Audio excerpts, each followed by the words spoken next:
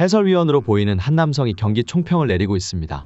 这个实力冠军是不是绝对的热门候选？我觉得应该是比较绝对的，绝对的。但是同时你也得问这个伊朗啊、沙特、卡塔尔啊，对，是不是答应？哎，对。 도대체 왜 유명 축구 해설위원인 그가 겨우 한 경기만에 대한민국의 우승을 점치고 있는 것일까요? AFC는 지난 8일 공식 홈페이지를 통해 차세대의 슈퍼스타들을 말 그대로 점 찍었습니다. 일본의 구보 다케우사, 이라크의 알리 자심, 말레이시아의 아리프 아이만, 그리고 대한민국의 이강인. 특히 AFC는 이강인을 소개하며 박지성의 후계자가 될 수 있을까라는 의미심장한 말을 덧붙였는데요. 그리고 그들의 예언은 현실이 되었습니다. 지난 16일 로이터 통신은 이강인의 리드 아래 대한민국은 3대1로 바레인으로부터 승점을 얻게 되었다. 는 제목의 기사를 통해 대한민국의 승리 소식을 알렸는데요. 그들은 경기 초반 센터백 김민재를 포함한 3장의 옐로 카드를 받으며 고군분투했지만 경기 후반부터 PSG의 플레이메이커 이강인의 활약에 힘입어 3대1 승리를 거두었다. 고 전했는데요.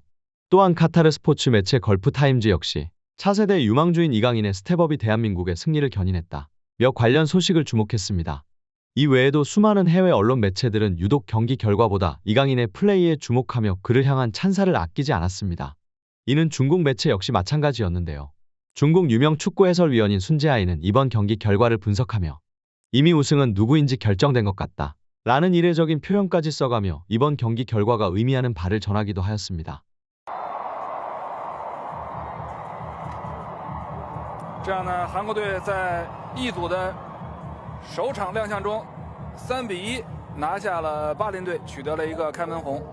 亚洲杯比赛呢，肯定目标是奔冠军去的，毕竟他们的实力、他们在亚洲的排名、他们的身价，总和在亚洲都是翘楚，都是在前3的，而且毕竟多年没有拿过亚洲杯冠军了。这场比赛看下来，季海给我们做了很多精彩的点评，大家可能赛后如果说有热心的观众球迷想剪这个季海的精彩金句，都得剪不少啊。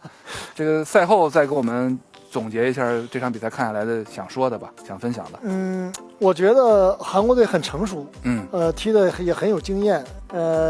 这个反观巴林呢，就是尤其是2个丢球，确实是稍微显得这个经验不足了一些。那么我认为这个杯赛啊是一个相对比较漫长的一个过程。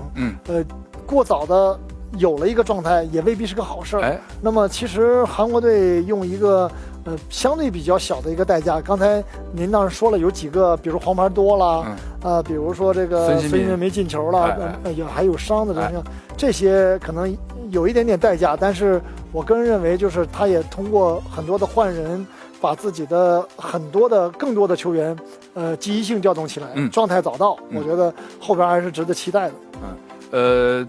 现在说白了心平气和，没有任何压力，没有任何对，可以这个大言不惭的这样讲。但是我们讲的还是一个规律，或者说一个概率。对，我们再来看看本场比赛的全场数据统计。好，这会儿数据还没出来，这个官方数据还没出来。那么日本和韩国肯定目标是至少进4强了。这2个队从第一场比赛来看，这个实力。冠军是不是绝对的热门候选？我觉得应该是比较绝对的，绝对。但是同时你也得问这个伊朗啊、沙特、卡塔尔啊，是不是答应？对。결과만 보자면 너무나도 쉽게 승리한 듯 보이는 이번 경기. 하지만 그 과정을 살펴보건대 그리 녹록지 않았습니다.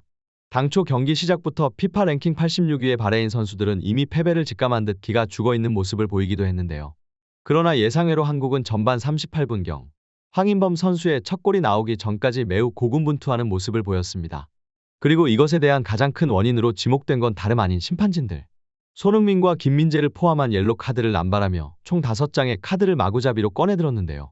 일반적인 상황에서야 선수들의 보호를 위해 카드를 꺼내는 것은 어느 정도 이해가 간다 하지만 바레인 선수들이 거친 태클을 할 때는 아무런 조치를 취하지 않더니 우리 선수들에게는 다소 엄격한 잣대를 들이밀었다는 것입니다.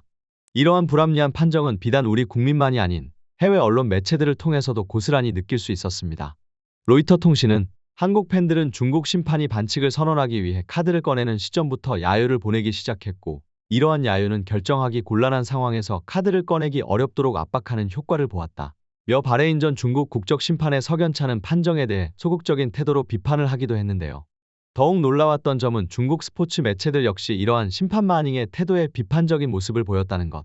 중국 신화통신은 마닝 심판이 이번 경기 모두 7장의 옐로카드를 꺼냈다 고 보도했는데요. 중국 주심 마닝은 전반에만 5장의 옐로카드를 꺼냈으며 총 7장의 카드라는 일관성 없는 태도로 한국 매체로부터 비판받고 있다. 특히 클린스만 감독은 경기가 끝난 뒤 심판과 악수도 하지 않고 경기장을 빠져나갈 정도로 판정에 대해 불편한 기색을 숨기지 않았다 며 유독 한국 대표팀의 엄격한 태도를 보였다는 점을 인정하기도 했는데요. 어떻게 보자면 드디어 중국이 정신을 차렸나라고 생각할 수 있는 대목이었지만 실상은 전혀 그렇지 않았습니다.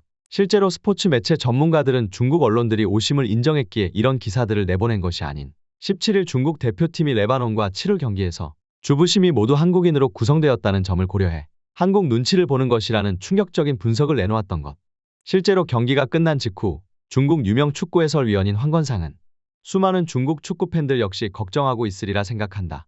만약 심판에 의해 경기가 영향을 받았다고 생각한다면 마닝이 한국 축구 팬들로부터 미움을 받게 된다면 이는 곧이어 열린 레바논과의 경기에서 주부심으로 배정된 한국 심판이 보복하여 우리가 손해를 입을 수도 있다 며 한국 심판들이 정확한 판정을 내리길 바란다는 어처구니없는 발언을 이어나가기도 하였습니다. 재미있는 사실은 중국 축구 팬들의 반응이 상당히 의외였다는 점인데요. 망했다. 다음 경기는 한국 심판진이라던데. 또 시작이네. 입이 참 가벼워요. 물론 마닝이 바레인 카드 잘 안 주는 것도 사실이긴 하지만 확실히 옐로 카드를 안 주긴 하네요. 이건 레드 카드를 줘도 할 말이 없을 터인데. 솔직히 말해서 후반전 바레인 선수가 손흥민에게 한 그 장면에서 옐로 카드를 줘도 될 텐데 도대체 왜 마닝이 주지 않았나 모르겠네. 마닝 실력 쓰레기 같은 건 잘 알고 있잖아요. 이미 중국 슈퍼리그 팬들 사이에선 유명하죠. 넌 미래 아시아의 최고 슈퍼스타야. 진짜 쿠보 타케우사보다 확실한 실력이야. 손흥민이 아직 내리막길을 걷지도 않는데 이만한 인재가 연이어 나오니 씁쓸하다. 또 하나의 왼발의 골든부츠가 탄생하는구나. 아시아 메시 등 일부 한국 축구팀을 조롱하는 댓글도 간간히 보였으나 대체로 이번 경기 이강인의 활약에 놀라워하거나 마닝 심판의 잘못에 대해 비판적인 견해를 지닌 이들도 적지 않았습니다. 이번 대회는 8강까지 경고가 누적되는데요. 4강에 올라야 앞선 카드가 말소될 것으로 여겨집니다.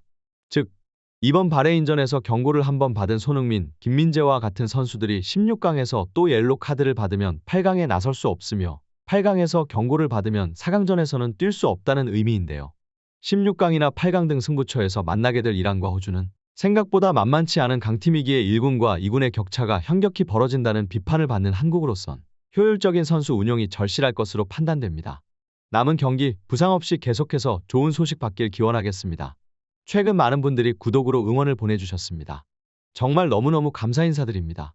앞으로 더 잘하라는 뜻으로 알고 더 재미있는 영상 계속해서 준비하도록 하겠습니다.